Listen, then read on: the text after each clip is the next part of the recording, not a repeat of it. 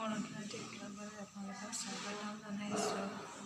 মই মাছৰ আঞ্জা ৰন্ধন কৰিব লৈছোঁ। তাৰে কিছু অংশ আপোনালোকৰ সৈতে ভালকৈ উপভোগ কৰিব আহক। বেঙেনা ফ্ৰাই কৰিম। এয়া মাছ বনাবলৈ বিলাহী, মটৰ, মাছ। এয়া তেল গৰম হ'বলৈ লৈছে। তেল গৰম হোৱাৰ পিছতে মাছখিনি দি দিম। ফ্ৰাই কৰি ল'লোঁ। তাৰপাছত এতিয়া আঞ্জাখন বনাবলৈ লৈছোঁ।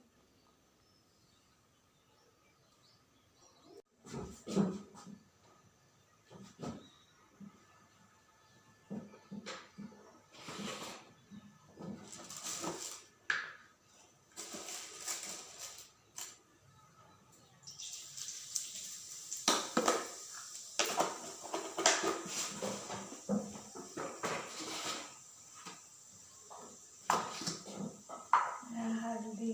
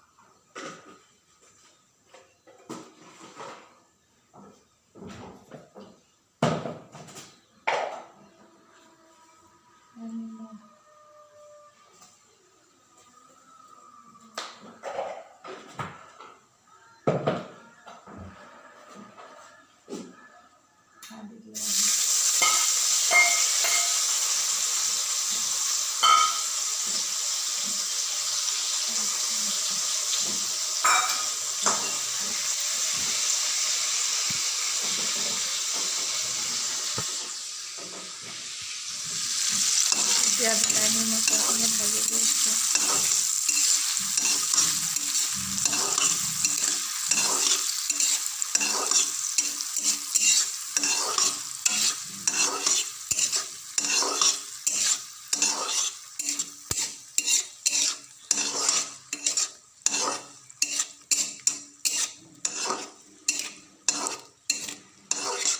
এইখিনি অলপ সময় ভাজি লোৱাৰ পিছত আপোনালোকক আকৌ লগ পাই আছোঁ।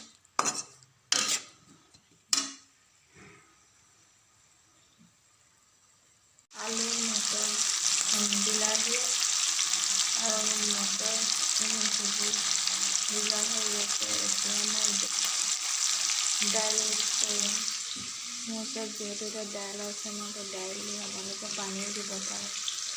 দাইল দি কিনে আপোনালোকে বনাই খাই চাব কেনেকুৱা লাগে।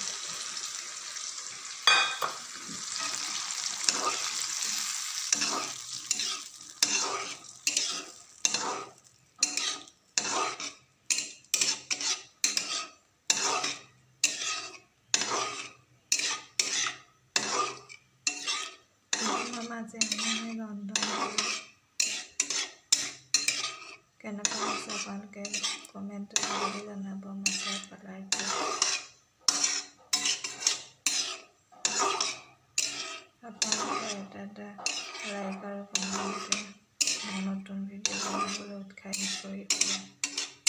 আপোনালোকে কমেণ্ট কৰিব, কিন্তু ভাল ধৰণে কমেণ্ট কৰিব। সেইখিনি এতিয়া অলপ সময় উতলিবলৈ দিম। সেইখিনি উতলাৰ পিছত আপোনালোকক আকৌ পুনৰ লগ পাই আছোঁ।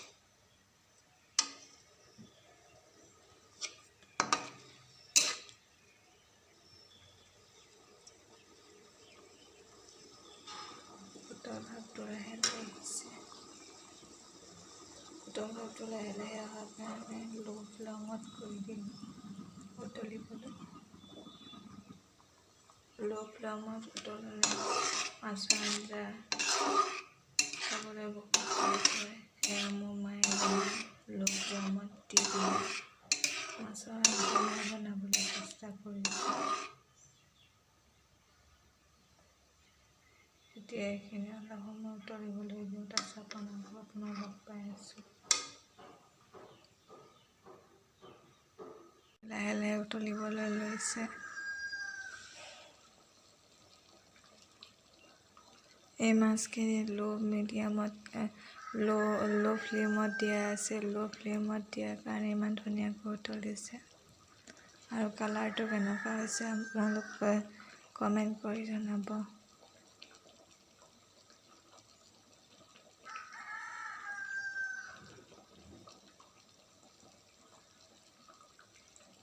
এতিয়া যিহেতু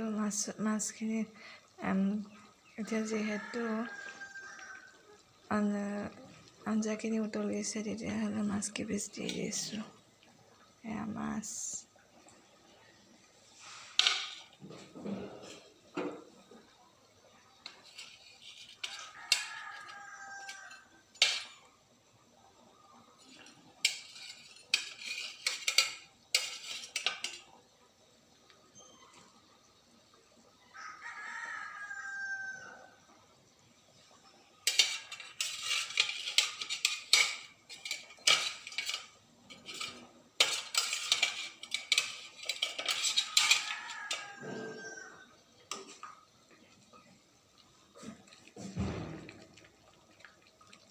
এক পিচ মাছ।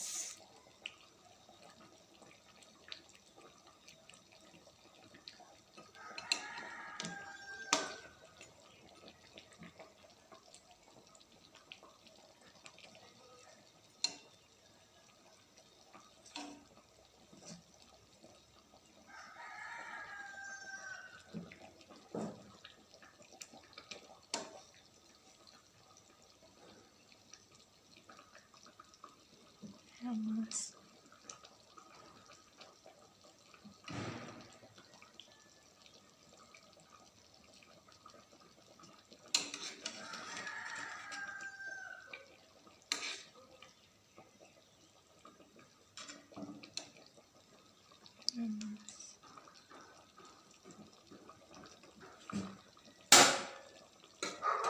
বহুত ধুনীয়াকৈ উতলিছে।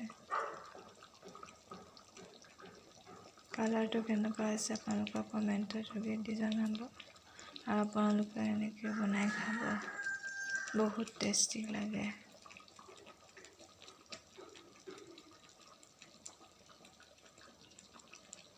আপোনালোকক আকৌ অলপ দেৰি পাছত লগ পাই আছোঁ। আঞ্জা বনাই হৈ গ'ল।